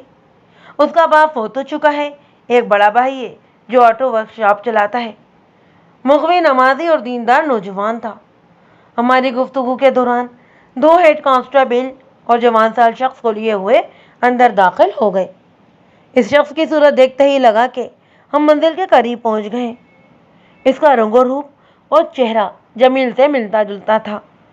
جو تھوڑا بہت شک تھا وہ بھی جلدی دور ہو گیا جب میں نے اسے جمیل کی تصویر دکھائی تو وہ سر سے لے کر پیر تک لرزنے لگا۔ رودوئی آواز میں بولا، یہ تصویر کہاں سے ملی ہے آپ کو؟ اور یہ لڑکی؟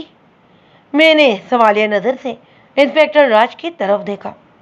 وہ بھی سوالیہ نظروں سے میری طرف ہی دیکھ رہا تھا۔ اب ہمارے سامنے مسئلہ یہ تھا کہ جمیل احمد کے بھائی کو جمیل کی موت کی خبر سے کیسے باخبر کیا جائے۔ بھائی کی تصویر دیکھنے کے بعد وہ بے حد امید نظر آنے لگا۔ اس کے لب تھرتھرا رہے تھے اور آنکھوں سے اشک رواں ہو رہے تھے، اور سوال یہ تھا کہ اس کا بھائی ہے کہاں ہے وہ چہرہ دیکھنے کے لیے 5 ماہ سے ان سب کی آنکھیں ترس رہی تھیں۔ میں نے اس کا چہرہ شانہ تھپتھپاتے ہوئے کہا، تم جوان شخص ہو اور جوان ہوتا وہی ہے جو ہونا ہوتا ہے۔ ہمت سے کام لو، ہمارے پاس تمہارے لیے کوئی اچھی خبر نہیں ہے۔ اس کا چہرہ ایک دم زرد ہو گیا۔ میرا بھائی خیریت سے تو ہے نا؟ اس کے ہونٹوں سے بے ساختہ نکلا تھا، نہیں، تمہارا بھائی خیریت سے نہیں ہے۔ میں نے بڑی آہستگی سے کہا تھا، کیا ہوا ہے؟ وہ بھی دنیا میں نہیں رہا، میں نے کہا۔ جمیل کا بھائی پھوٹ پھوٹ کر رونے لگا۔ اس کی آہو بکا دل دہلا دینے والی تھی۔ وہ اپنے بھائی کو یاد کر رہا تھا اور کہہ رہا تھا، بھائی یہ کیا کیا تو نے؟ اب میں جا کر تیری ماں کو کیا منہ دکھاؤں گا؟ اگلے 10-12 گھنٹے میں سب کچھ واضح ہو گیا۔ مقتول جمیل احمد 2 بھائیوں اور والدہ کے ساتھ وارڈ کالونی کے ایک چھوٹے سے مکان میں رہتا تھا۔ دونوں بڑے بھائیوں کی شادیاں ہو چکی تھیں۔ جمیل احمد کی شادی کو 3-4 ماہ میں ہونے والی تھی۔ مارچ کی 15 تاریخ کو وہ ٹیکسی لے کر گھر سے نکلا اور پھر واپس نہیں آیا۔ جمیل احمد ان بد نصیب افراد میں شامل تھا جو پچھلے چند مہینوں میں اغوا اور ڈکیتی کی وارداتوں کا شکار ہوئے تھے۔ اعداد شمار کے مطابق اس دوران کم و بیش کافی ٹیکسیاں چھینی گئی تھیں اور کئی ٹیکسی ڈرائیوروں سمیت لاپتہ ہو گئے تھے۔ وہ سیدھا سادہ سا دور تھا۔ اخبار اور ٹیلی ویژن واقعات کو بڑھا چڑھا کر بیان نہیں کیا کرتے تھے۔ واقعات کو بڑھانے چڑھانے کا زمانہ ہوتا تو ٹیکسی ڈرائیور کے ساتھ پیش آنے والے یہ واقعات پورے ملک میں تہلکہ مچا دیتے، لیکن یہاں راج گھر میں بھی بہت سے لوگوں کو خبر نہیں تھی کہ اصل میں سلسلہ کیا شروع ہوا ہے۔ صرف ٹیکسی ڈرائیوروں میں خوف پایا جاتا تھا یا پھر پولیس والے جانتے تھے کہ یہ واقعات کتنے تسلسل سے ہو رہے ہیں۔ شہر میں کم از کم 4 تھانوں میں ایسی وارداتوں کی رپورٹیں درج ہو چکی تھیں۔ ان تمام تھانوں کے SHO اپنے زور پر ان جرائم کی تفتیش کرتے پھر رہے تھے۔ کچھ آدھی قہر چور اور جرائم پیشہ افراد بھی گرفتار کیے گئے، لیکن حیرت انگیز طور پر ابھی تک ایک بھی اغوا شدہ ڈرائیور برآمد نہیں ہوا تھا۔ ہاں، 2 وارداتوں کی ٹیکسیاں ضرور ہاتھ لگ گئی تھیں۔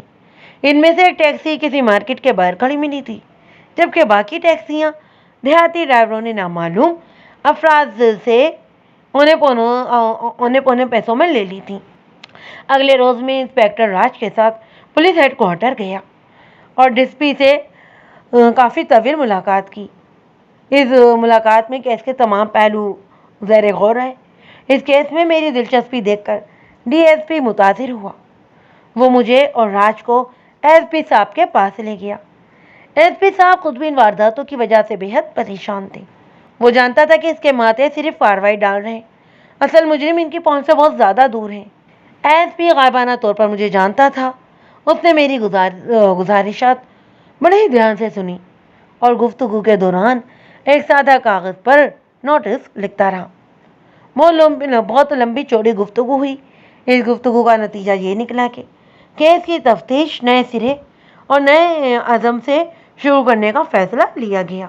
میں نے اپنی خدمات رضاکارانہ طور پر پیش کی اور کہا کہ اس کیس کے سلسلے میں SP صاحب مجھ سے جو کام لینا چاہتے ہیں لے لیں۔ SP صاحب نے اپنی نگرانی میں 3 ٹیمیں تشکیل دیں اور انہیں راج گڑھ کے اندر اور باہر مختلف کام سونپ دیے۔ ایک ٹیم کا کام آدھی کار چوروں کی تلاش اور گرفتاری تھی۔ ایک ٹیم کو قبائلی علاقے کی طرف روانہ کیا گیا تاکہ اگر ٹیکسی چوروں نے مال مسروقہ آزاد علاقے میں فروخت کرنے کی کوشش کی ہے تو اس کا کھوج لگایا جا سکے۔ میرے اور انسپکٹر راج کے ذمے ناکہ بندی کا کام آیا۔ ہمیں مناسب موقعوں پر شہر کے مختلف حصوں میں ناکے لگانے تھے اور گاڑیوں کے کاغذات کی جانچ پڑتال کرنا تھی۔ یہ سرگرمیاں تقریباً 15-20 روز تک جاری رہیں، لیکن اس کے بعد تفتیش کی رفتار سست پڑنے لگی۔ اندازہ ہو رہا تھا کہ اس تفتیشی مہم کا انجام بھی وہی ہونا ہے جو پہلی مہموں کا ہو چکا ہے۔ میری نگاہوں میں شانتی کا چہرہ گھومنے لگا۔ بلا شبہ وہ ایک بری عورت تھی، لیکن اس کے برا ہونے کی سزا یہ نہیں تھی کہ اسے نامعلوم قاتلوں کے مقابلے میں تنہا چھوڑ دیا جاتا، اور پھر ایسی صورت میں وہ قاتل ہم نے خود ہی اس کے پیچھے لگائے تھے۔ اس سے بڑی خود غرضی اور بے حسی کوئی اور ہو ہی نہیں سکتی تھی۔ مجھے یوں محسوس ہو رہا تھا کہ شانتی کو چارے کے طور پر استعمال کر کے ہم نے بہت بڑا گناہ کیا ہے، اور اس سے بھی بڑا گناہ یہ ہوگا کہ ہم اسے ان کے حالات پہ رحم و کرم پر چھوڑ کر اپنے اپنے کاموں میں لگ جائیں۔ اور پھر یہ ایک شانتی کا معاملہ نہیں تھا، اس جیسے ان تمام لوگوں کا تھا جو ان وارداتوں کا شکار ہونے والے تھے۔ ایک دن آدھی شب کو اپنے بستر کے قریب ٹہلتے ٹہلتے میں نے ایک عجیب فیصلہ کیا۔ فیصلہ کچھ عجیب سا تھا، لیکن ایسے فیصلے میں پہلے بھی کر چکا تھا۔ میں نے سوچا کہ کیوں نہ میں خود ایک ٹیکسی ڈرائیور کا روپ ڈھال لوں اور رات کے اوقات میں ان علاقوں میں ٹیکسی چلاؤں جہاں اس سے پہلے وارداتیں ہو چکی ہیں۔ اگر میں شانتی کو چارے کے طور پر استعمال کر سکتا تھا تو پھر خود کو چارہ بنانے میں بھی مجھے کوئی آڑ نہیں ہونا چاہیے۔ وہ ایک خوفزدہ رات تھی، ہوا بالکل تھمی ہوئی تھی، رات کا 1 بج چکا تھا، سڑکیں گلیاں سنسان نظر آتی تھیں۔ میں روٹ نمبر 18 کے آخری اسٹاپ پر کھڑا تھا۔ میرے پاس ایک نئی چمچماتی ہوئی ٹیکسی تھی اور میں بالکل اکیلا کھڑا تھا۔ اس سے پہلے اسی اسٹاپ سے مجھے مختلف اوقات میں 2 ٹیکسیاں 2 ڈرائیوروں سمیت لاپتہ ہو چکی تھیں۔ راج گڑھ شہر کے مختلف علاقوں میں ٹیکسی دوڑاتے ہوئے آج مجھے 4تھا روز تھا۔ ایس پی صاحب کی ہدایت پر مجھے ایک نئی ٹیکسی فراہم کر دی گئی اور میں 4:30 بجے کے لگ بھگ ٹیکسی لے کر نکلا تھا۔ میں نے شہر کے کچھ علاقے چن رکھے تھے۔ ان علاقوں میں رات 10 بجے کے بعد ٹیکسی چلاتا تھا۔ حفاظت کے لیے میرے پاس صرف ایک پسٹل تھا جو میں نے ڈرائیونگ سیٹ کے نیچے چھپا رکھا تھا۔ گرمی بہت زیادہ تھی، پسینہ دھاروں کی صورت میں بہہ رہا تھا، اس لیے میں گھبرا کر ٹیکسی سے باہر چلا آیا۔ بس اسٹاپ کے ارد گرد چند دکانیں موجود تھیں، ایک ایک کر کے وہ سب بند ہو گئیں۔ اب صرف پکچر لگانے والی ایک دکان کھلی تھی اور وہاں 2-3 نشئی بیٹھے گپے ہانک رہے تھے۔ دفتر میں ایک آواز سن کر چونکا۔ یہ موٹر سائیکل کی آواز تھی اور میرے عقب سے آئی تھی۔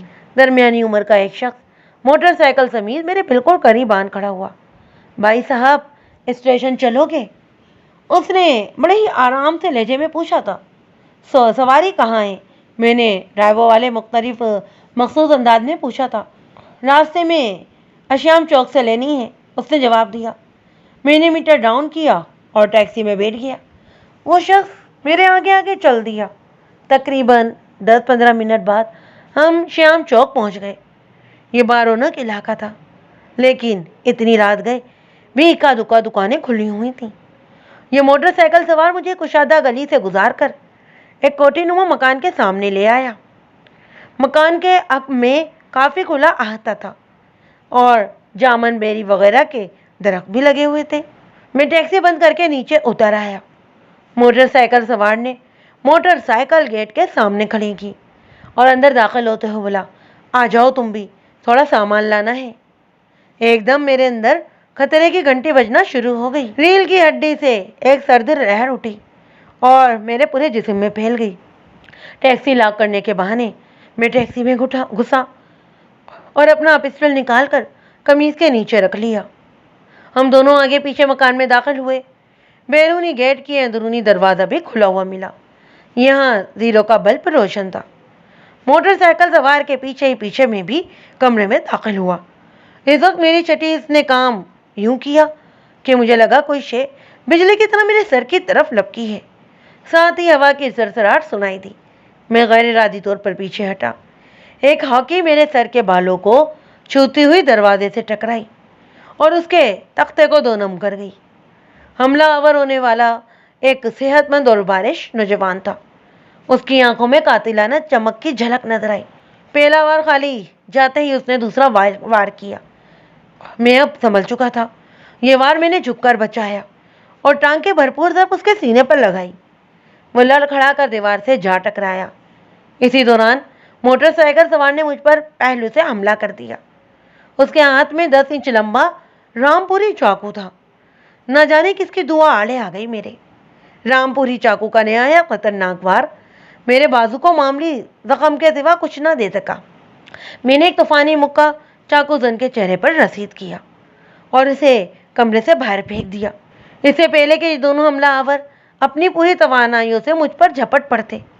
میں نے 2 قدم پیچھے ہٹ کر اپنا سرکاری پسٹل نکالا اور اوپر نیچے 2 ہوائی فائر کیے۔ پرشور دھماکوں سے فضا میں سنسنی پھیل گئی۔ حملہ آور اپنی جگہ مجسموں کی طرح ساخت کھڑے رہ گئے۔ اگلے 2-3 گھنٹے ہم سب کے لیے بہت حیران کن تھے۔ ایس پی سمیت تمام افسران موقع پر پہنچ چکے تھے۔ ملزمان کی نشاندہی پر کوٹھی کے عقبی حصے میں کھدائی ہو رہی تھی۔ وقفے کے ساتھ اس احاطے سے 3 لاشیں برآمد ہوئیں اور ابھی مزید ہو رہی تھیں۔ علاقے کے سینکڑوں مکین اس کوٹھی کے باہر جمع ہو چکے تھے اور ہر طرف لاشوں کی سرانٹ پھیلی ہوئی تھی۔ یہ تمام لاشیں ان ٹیکسی ڈرائیوروں کی تھیں جو پچھلے 5-6 ماہ میں لاپتہ ہوئے تھے۔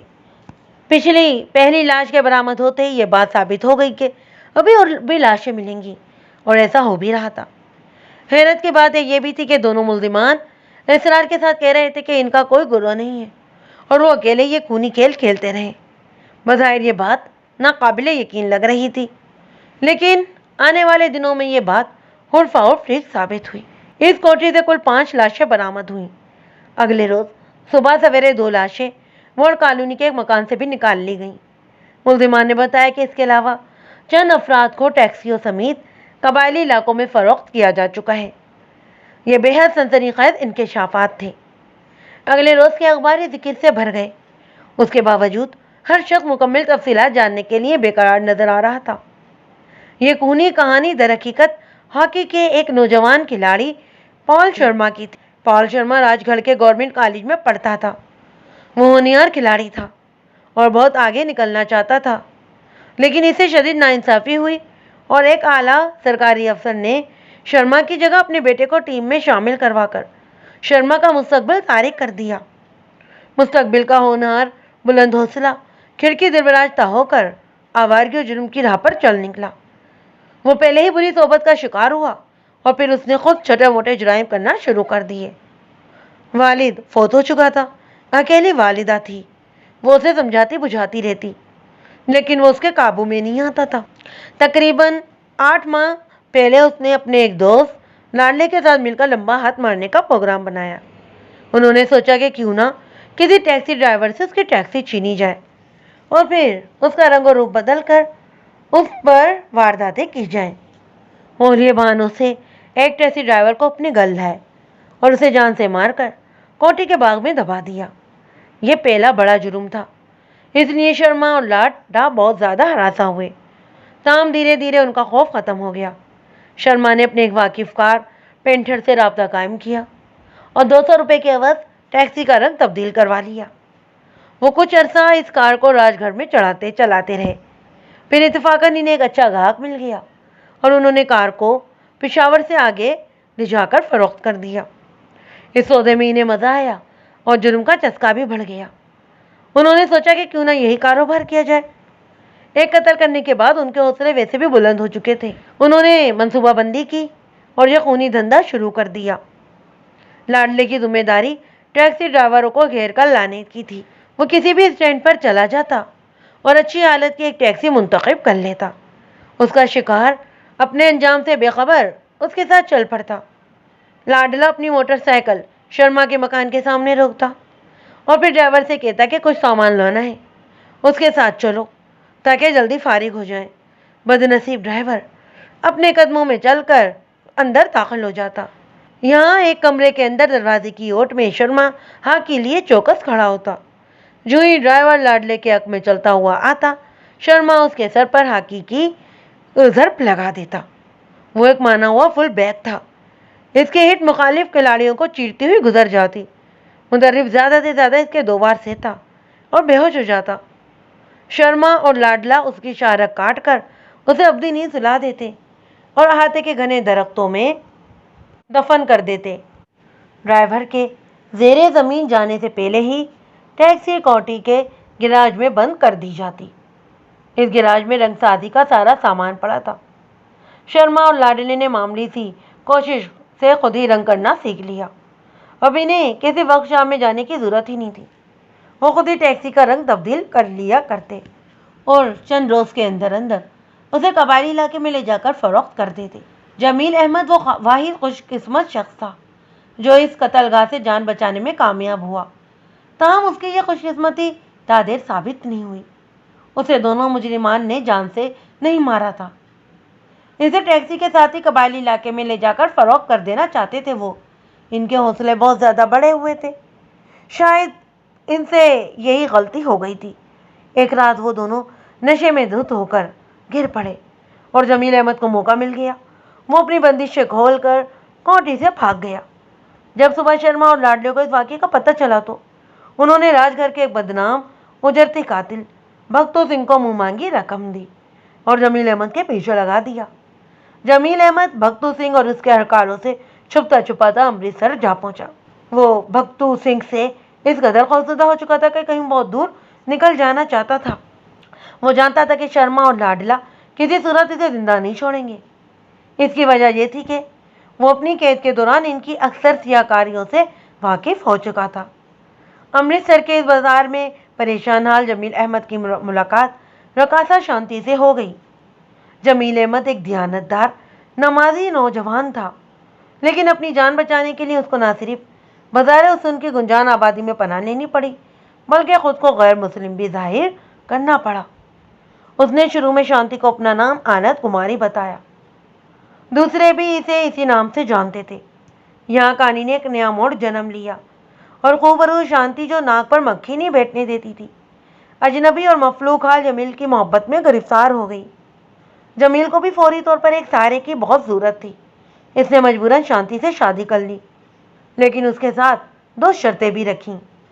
پہلی یہ کہ شادی کے بعد وہ لوگ بازار حسن میں نہیں رہیں گے، اور دوسری یہ کہ جو ہی حالات سازگار ہوئے شانتی مسلمان ہو جائے گی اور وہ دونوں اسلامی طریقے سے نکاح کریں گے۔